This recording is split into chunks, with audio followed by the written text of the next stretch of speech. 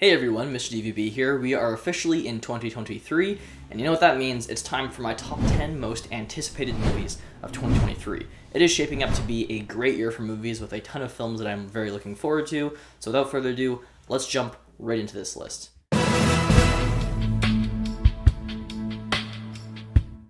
So coming in 10th place for me is going to be Spider-Man Across the Spiderverse. So I know this is a lot higher for a lot of people on their lists. I personally do not love Into the Spider-Verse as much as everybody else does. I think it's great, don't get me wrong.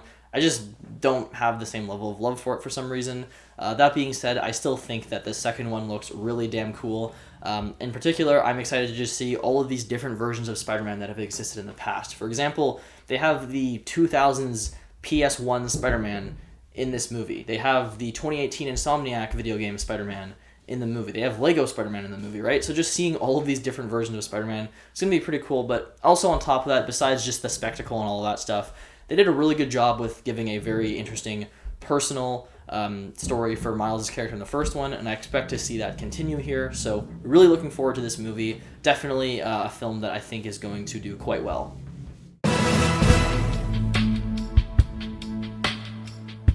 In 9th place for me is going to be Killers of the Flower Moons. This movie I initially thought was supposed to come out next year, but it didn't. It seems like it's coming out this year now, hopefully. I don't know. But this is the newest film from director Martin Scorsese, who, it's Martin Scorsese. I don't really have to explain what he's made. But this is, starring Leonardo DiCaprio, Brendan Fraser, Jesse Plemons, a few other people. I can't remember everybody off the top of my head. I think De Niro's in it as well. And it's following... Let me read the description on Letterboxd.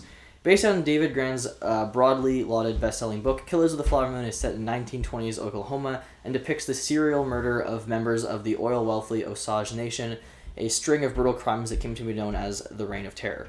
Okay, there you go. That's the official description of the movie. But yeah, great cast, and obviously one of the best directors of all time, so why would I not be looking forward to it?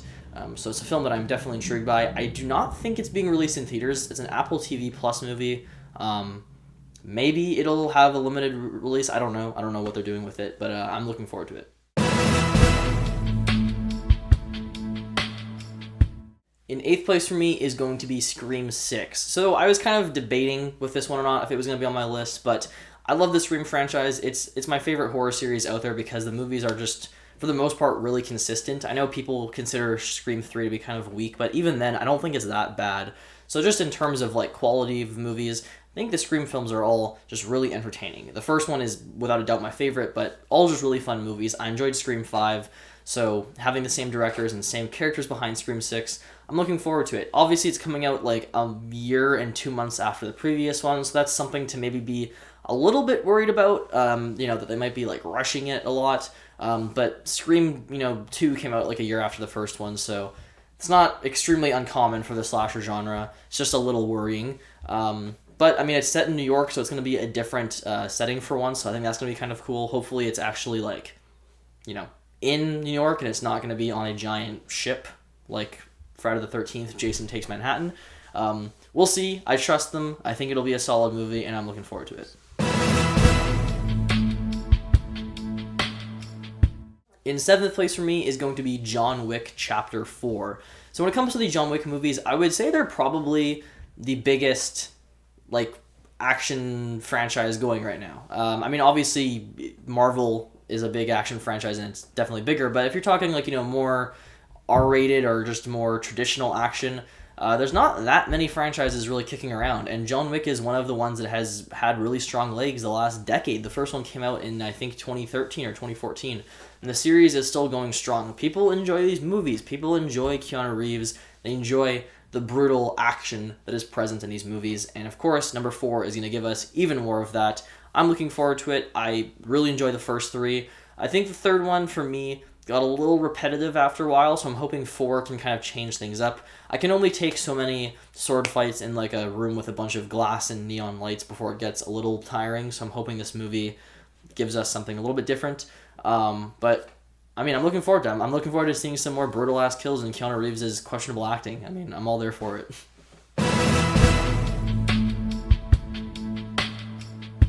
In 6th place for me is going to be Shazam! Fury of the Gods. So I am one of I feel like the few people out there who genuinely loves the first Shazam. It doesn't have bad reviews or anything, but I just don't see it talked about as much as I would have expected it to have been, because I really like the movie. I mean, you're taking a character who is not small, but in terms of like the general public, he's not Batman, he's not Superman or anything.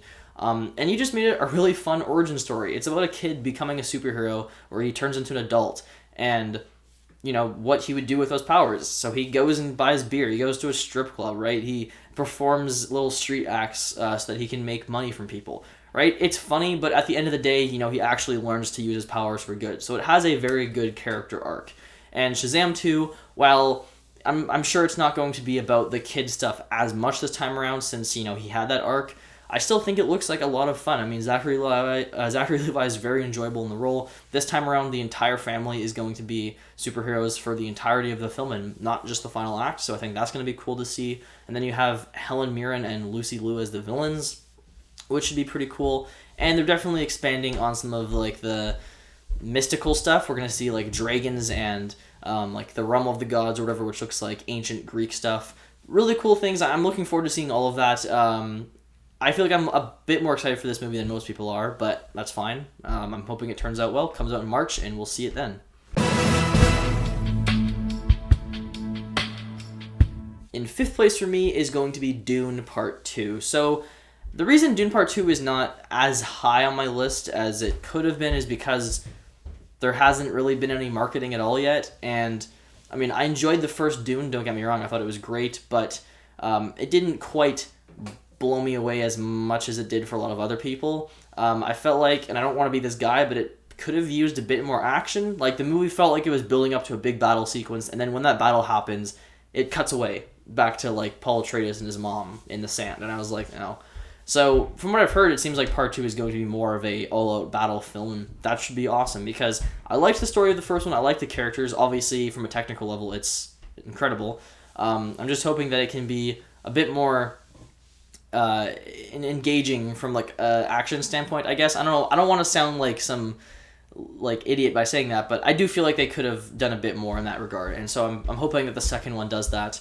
But Denis Villeneuve, one of the best directors working today, and he's given us nothing but great movies, so I trust it. In fourth place for me is going to be Mission Impossible: Dead Reckoning Part 1. Whenever I see this trailer in theaters, people always laugh when the Part 1 comes up.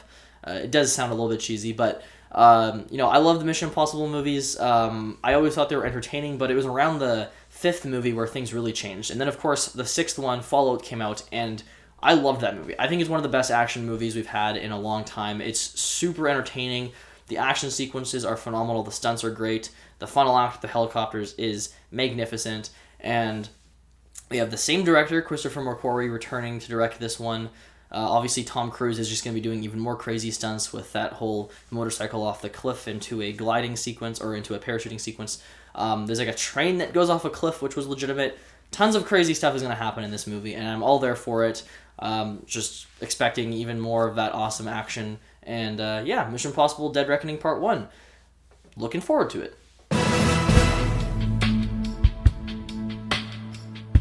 Finally, cracking our way into the top 3, in third place for me is going to be Oppenheimer, which is the newest film from Christopher Nolan. My personal favorite director of all time. I mean, the Dark Knight trilogy, Memento, Inception, Interstellar, Dunkirk.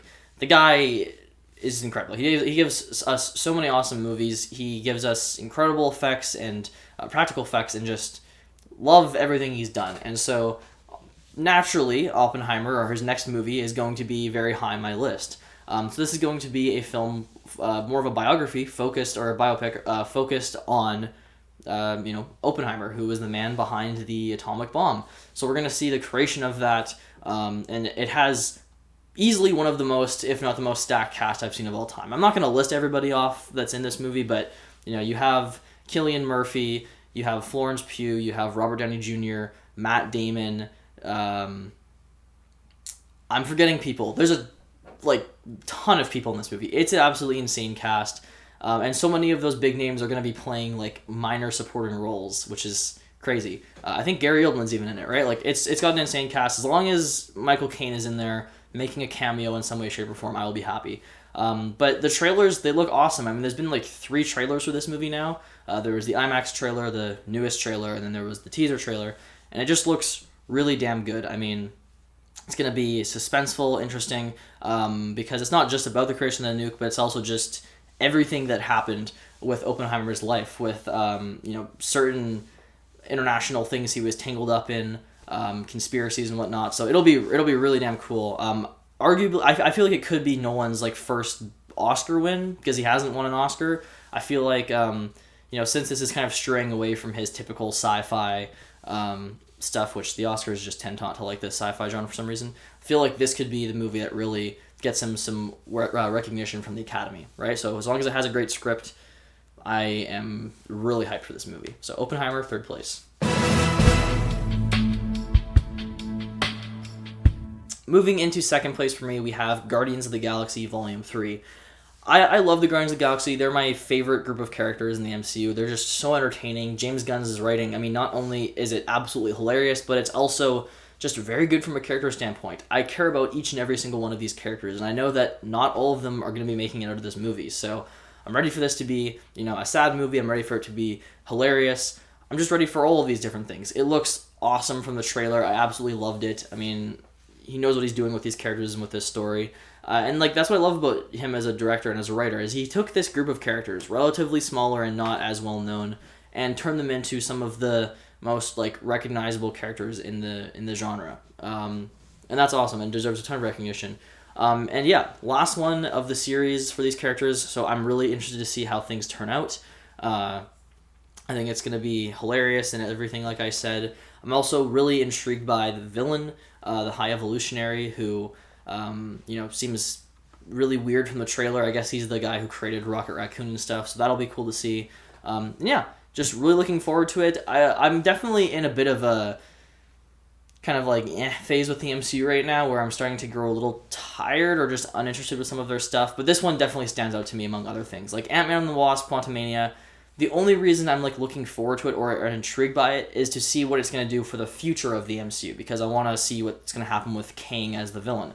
The movie itself, I could care less about. So it's the only interest I have for that film is for what it's going to do for the rest of the franchise. Whereas with Guardians 3, I'm interested in it because of the characters and what's going to happen in that movie in its own story. Not what is going to happen in the future of the MCU movie, just with its own story. And that's why I'm so looking forward to it. So Guardians of the Galaxy Volume 3 comes out in May. Can't wait.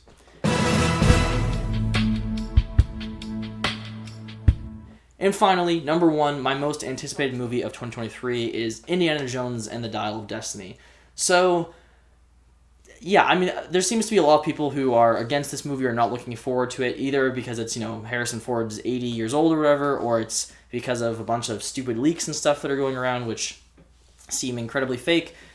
Either way, this movie definitely doesn't seem to be super excited or super anticipated for a lot of people, but I'm a massive Indiana Jones fan. I mean, it's one of my favorite characters of all time. Love Harrison Ford. Just love the old adventure feel to it. And so I can't wait for this movie. I mean, James Mangold, I think, is a very good pick for a director if you can't get Spielberg. He has given us excellent movies in the last couple of years with Ford versus Ferrari, Logan, Walk the Line, or 3:10 to Yuma. He's a great director, and I think he's going to hopefully bring back the kind of classic gritty Indiana Jones feel. I don't know if this movie's going to be gritty like Raiders of the Lost Ark, where there's some good blood in there and stuff, but I mean, it just looks like tons of fun. I mean, there's lots of practical effects and stuff. I do have a little bit of worries with CGI, just as far as replacing Harrison Ford with stunt doubles or just certain sequences that look kind of CG heavy, but it still looks like a total blast. I love the character. It's going to be the last one of the series, so it'll be interesting to see how it all comes to a close. And I just can't wait. Looks like a ton of fun. Love the trailer. I'm a massive Indiana Jones fan, so I'm actually very looking forward to this movie. So there you go, guys. Those are my top 10 most anticipated movies of 2023. Let me know what your list is down below. I'm interested to hear your thoughts on movies coming out next year, and I'll see you in the next video.